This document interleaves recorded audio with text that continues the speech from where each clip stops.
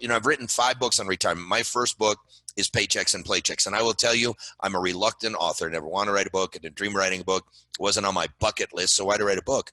Well, here's why. Because right now, if your clients talk to 50 different financial advisors and ask this very simple question, how should I retire? What should my retirement portfolio look like? You know what they're going to get? They're going to get 50 different opinions of what they ought to do. Well, you know, retirement's been studied in depth by PhDs all over the world. People like Dr. David Babel of Wharton, Dr. Moshe Milevsky of Toronto, Dr. Menachem Yari of Israel, most recently, Dr. Robert C. Merton, a Nobel Prize winner published in the Harvard Business Review. Well, guess what? I've read their research. And you know what the research says? There are not 50 optimal ways to retire. There's really one optimal way to retire, and that's not my opinion. It's based on mathematical, scientific, and economic facts. So what I'm not going to do today is I'm not going to give you a bunch of my opinions. What I am going to do is lay out the math and science behind a successful retirement. I want to show each one of you how you should retire. Then you can take this information out to your clients and share with them how they should retire. Now, I decided to write the book on this day. It was April 4th of 2011.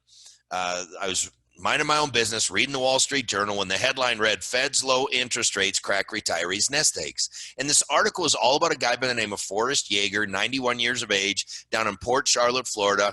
He was down to his last $45,000, sitting in a CD, earning less than 1%. And he said, I'm not going to make it. I'm having to take money out, and I'm going to eat up all my principal, and I'm going to run out of money.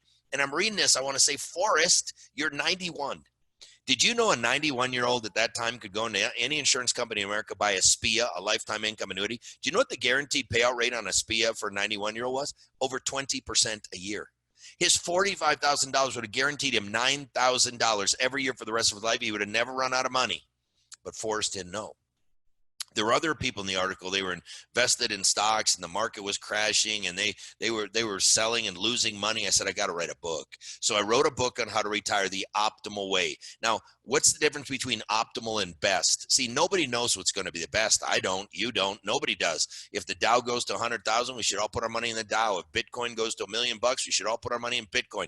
Nobody knows what's best. And so what math and science does is they find the optimal solution. The optimal simply means this is your best chance of having the best, and it'll never be the worst. That's what optimal means. So I can't tell you what's going to be the best, but I can tell you what the optimal is, all right?